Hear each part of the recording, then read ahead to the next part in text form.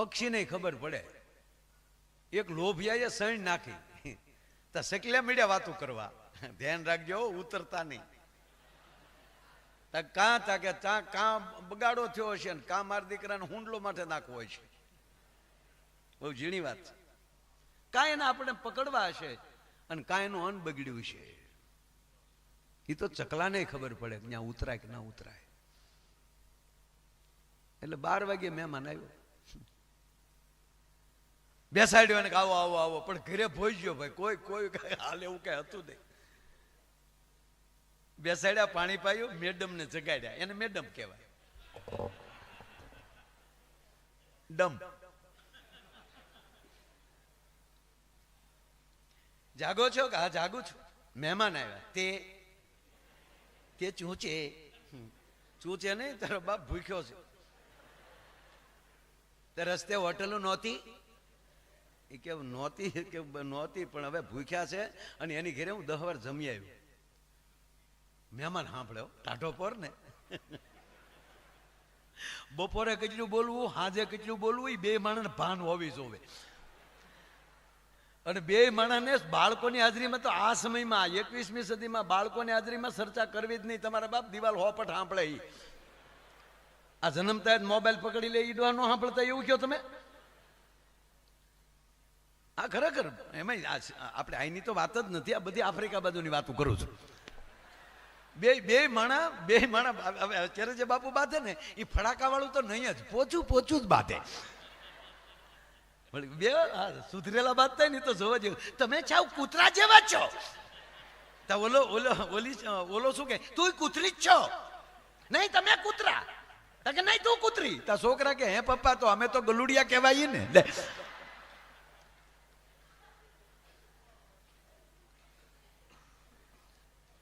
હવે ઓલો મહેમાન સાંભળે, અરે કે પણ ભૂખ્યા છે.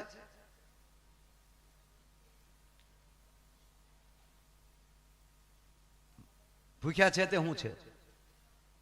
સવારે નાસ્તા સાથે ટેસ્ટી સુવડાવી ગયો અને એ સવારે નાસ્તો તાજા ગાંઠિયા બસ સ્ટેન્ડે મળે જ છે, લઈ આવવાના. એમાં થોડી ઘૂંસાતુસી થઈ. અરે મારો મહેમાન છે, મારો મિત્ર છે. તે શું છે? તે શું છે કીધું? તા તો એને ફટાકો બોલાવી દીધો. હિંમત કરી ગયો આદમી, એક થપાટ મારીને લાઈટ વહી ગઈ. 15 મિનિટે લાઈટ આવી એટલે બેન ખૂણામાં બેઠા બેઠા રડતા હતા. ત્યારે એટલું બોલ્યા કે મેં કોઈ દિન પહેલી વાર તમારી હામું બોલી, એમાં 15 ધોલ ને 2 પાટું માર લીધી. ઓલો કે મેં તો એક જ મારી. બાકીની અંધારામાં મહેમાને ઝપટ બોલાવી લીધી કે ભૂખ્યો સૌ ને ના પાડે છો. આ જેવા વિચાર કરો એવા. અમારા ભૂરિયાને કોઈ દી બાપુ સારું સપનું ન આવ્યું. જારે જાગે ત્યારે આપતા, એ મળી ગયો મળી. હું છું કૂતર્યું વાંચ્યું, કાં કૂતર્યું વાંચ્યું હોય ને કાં હડકાયું વાંચ્યું હોય ને કાં ખૂટીએ હિંગડામાં લીધો હોય. મને બાપુ કોઈ દી સપનું મોડું આવ્યું. હવે તો બહુ ઓછા આવે તો આવા આવે. સપનાનો મોકો જ નથી આપતો આવવાનો. હું જ સપનું છું. હા, જેને માણવું એ માણ લેજો. જીવન સપનું છે બાપુ. એક માણાને બહુ ઝીણી વાત છે, આજ કંઈક ઉખળશે, મજા આવશે. મારા ધરી લોઢાનું બખ્તર તમને ભેટવા આવ્યો છું. લોઢાના બખ્તર પહેરીને બાપુ ભેટવા ન જવાનું હોય, ધીંગાણે જવાનું હોય. પણ આ ધીંગાણું એ નથી, નોખું છે. ધરી લોઢાનું બખ્તર આજ હું તમને ભેટવા આવ્યો છું. મેં સાંભળ્યું છે લોકો આપને પારસમણી કહે છે. આજ લોઢાના શબ્દો અડાડવાનો છું. માણસને નીંદર આવી, સપનું આવ્યું. સપનામાં એ પતંગિયું થઈ ગયો. એ પતંગિયાને નીંદર આવી, એને સપનું આવ્યું. એ પતંગિયું સપનામાં માણા થઈ ગયું. હવે નક્કી કરો તમે કોણ છો. મારા બેનરમાં લાગે માયાભાઈ આહિર, પણ માની લો મારું ફેમિલી, મારા બાપુજી તો અત્યારે નથી, પણ ફેમિલી બધા ભેગા થઈને એમ કહે કે તું અમને જડ્યો છો દાખલા તરીકે, અને અમે તારું નામ માયાભાઈ રાખી દીધું, એ અમે પાછું લઈ લઈએ છીએ. તો તો હું કોણ? ખોટા બોર્ડ બંધ કરો. ઈશ્વરે માણસ બનાવીને મોકલ્યા છે, એ માણસાઈનું પાત્ર ભજવીને આનંદ કરીને નીકળી જાઓ એટલે સપનું સાકાર થઈ જાય. આ સંસાર ખોટો કે સપનું? તખતદાનજી લખે બાપુ કે સંસાર ખોટો કે સપનું ખોટો, આમાં કઈ હળવું જે નહીં રે. પણ આવી લહેર ચડે લાખ લાખ દરિયાની તો લૂંટતા રહેવું રે. જીયો જીયો મોજમાં રહેવું, મોજમાં રહેવું. બાપુ ધોકાના દિવસે હું પૂંજી મોરારી બાપુના પાસે બેઠો હતો, બાપુના દર્શન કરીને બેઠો. મેં કીધું બાપુ એક મારે વર્ષોથી એક પ્રશ્ન છે. શું છે? કવિ કાગ બાપુએ સંસ્કૃત રામાયણમાંથી પ્રસંગ લીધો કે રાવણ જામ બરોબર ભરી કચેરીમાં બેઠો છે. ભર કચેરીમાં રાવણને જોયો અને રાવણ ઈ જ રાતે, આગલી રાતે માં જાનકીને મળીને આવ્યો છે. શમશેર ખેંચે છે. કઈ સુંદર મુખવાળી સીતા, એકવાર મારી સામું જોઈ લે તો મંદોદરી થી લઈને આદિ રાણીઓને તારી દાસી કરી નાખું. શામ દામ દંડ થી કઈ માનતા નથી. સાવધાન મંદોદરી કરે છે, સાવધાન લંકેશ.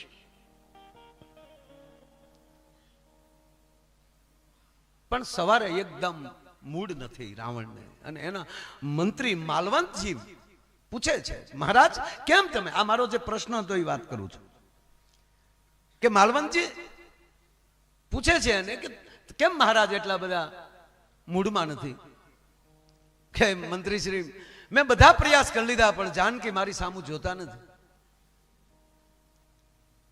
કોઈ યુક્તિ સૂચતી નથી. હવે શું કરું? શામ દામ દંડ થી બધો મેં પ્રયોગ કરી લીધો.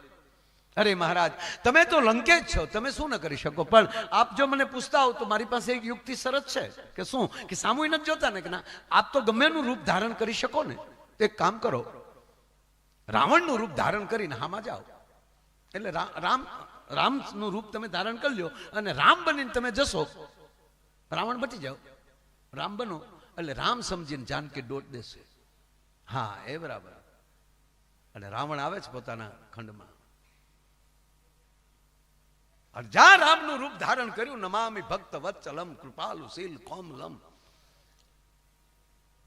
આમ જા બરોબર એમ કહેવાય વલ્કનધારી બન્યા.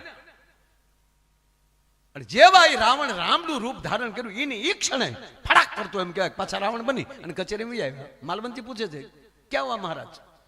કે ઈ રહેવા દેવા, મારે રામ નથી થવું. કાં? ભગત બાપુએ લખ્યું કે ખોટો ખોટો રે હું તો રામ બનું ત્યાં બોલ્યો, રામ રુદામાં આવે. એ માતા સીતાજી મને માવડી ભાખે, મને વનનો માર્ગ બતાવે. જ્યાં રામનું રૂપ ધરું ત્યાં તો રે રે રે મન એવાય સંકલ્પ આવે. હે માલવંતજી, હું ખોટું ખોટું રામ બનું તો સાચો હૃદયમાં આવી જાઉં છું. આ પ્રસંગમાં બાપુ કાક બાપુએ લખ્યું. હા, સંસ્કૃત રામાયણનું છે.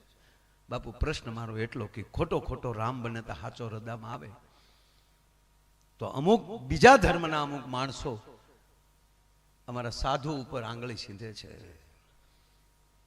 કે રાવણ સાધુ બનીને માં જાનકીનું અપહરણ કરવા આવ્યો તો એ ખોટું ખોટું રામ બન્યો તો એને રામ રુદામાં આવ્યા, તો સાધુ બન્યા ત્યારે રાવણની શું પરિસ્થિતિ થઈ હશે? બાપુએ જવાબ આપ્યો મને અદ્ભુત કે બેટા, જાનકી ભક્તિ છે. તપથી ભક્તિ ન મળે. ભક્તિ મેળવવા માટે તો એને સાધુ જ થવું પડે. અને ત્રીજી વાત કે લક્ષ્મણની રેખા ઓળંગવી રાવણ માટે, કારણ કે શિવનો ભક્ત છે, શિષ્ય છે શિવનો. એ શેષ નારાયણ તો શિવની ડોકમાં પીડ્યા હોય છે. એની રેખા ઓળંગવી રાવણ માટે રમત વાત છે. પણ વેશ સાધુનો હતો ને, સાધુથી રેખા ન ઓળંગાય. હું સાધુ બનીને આવ્યો છું અને રેખા તો પડછાયો ઓળંગી શકે, કારણ કે માં જાનકી ખુદ પોતે નથી, એ પડછાયો છે. કોઈના ઘરે આપણે પછી દાખલો દીધો, કોઈને આપણે બોલતા ન હોય પણ એનો હેઠો આપણી પડખે હોય, ખબર છે હેઠા નથી જવાનું, પણ પડછાયો વયો જાય.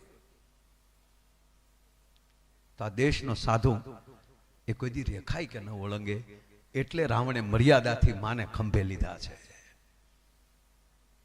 ખાલી એનો પોશાક પહેરો, એક રાક્ષસ, એક રાવણ જેવી વૃત્તિ ધરાવનારો માણસ એ જો એમ કહેવાય કે એક ભગવું લુગડું પહેરી લેતા એટલું પરિવર્તન આવી જતું હોય, તો આપણે માણસ છે આવા ભગવા લુગડાને ખાલી નમી જાય ને સાહેબ, તોય મારો તમારો બેડો પાર થઈ જાય અને મારું તમારું કલ્યાણ થઈ જાય. ગોઠવાઈ જાય તો. નહીતર બાપુ એક બાપુને બે શેલા, પણ બે બરોડો. હા, ગુલુજી અમારે બેયને ફાવતું નથી, તો એક તાતિયો અમારો, એક તાતિયો આનો. તાતિયો કેવો, પગ નહીં. એટલે વળી એક શેલો આવે તેથી જમણા પગ વાળો શેલો આવે ને બાપુ, તેથી જ પગ દબાવાય. એક શેલો ડાબો પગ દબાવે, એક જમણો. અને એમાં એક પગ વાળો બહાર ગામ ગયો ને 15 દિવસ આવે ને ત્યાંથી ઓલો પગ તો હાવ નિરાય છે, હોજીને દડો થાય તો ઓલો ન અડે. અને ઈ પગને આ પગ પાસે હવાય નહીં. એકવાર ગુરુજી બરોબર હુતેલા, ડાબા પગ વાળો હાજર ને ઈ પગ દબાવે, અને એમાં બાપુને નીંદર આવી ગઈ. બાપુ આમ પડખો છે ફેર્યા તો ઈ ડાબા પગ ઉપર જમણો પગ આવ્યો. તો ઓલા 2 વાર કીધું, લઈ લે, આધો વયો જા. આધો કે પગ થોડો આપણે, આધો વયો જા, જમીના પદ તને તો છું છતકો. પગનો મહિનો બાપુનો શીપિયો પડેલો, ઘરની કોયડીમાં બનાવેલો શીપિયો લઈને 2 વાર કડી ખખડાવી. એતવાલ હતવું છે, 2 વાર હતવું છે. ગુરુજી હોઈ ગયેલા, ગુરુને ખબર નહીં, પણ બાપુ હોય જાટ કે જે શીપિયો જમણા પગના નળામાં નાખ્યો.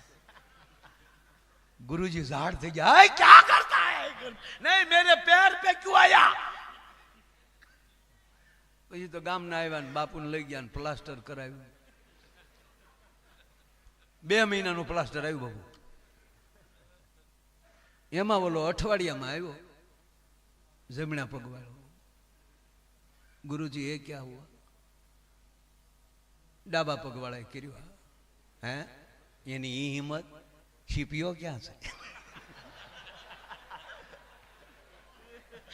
गुरुजी एक पगे ठेके, नहीं बेटा, नहीं बेटा.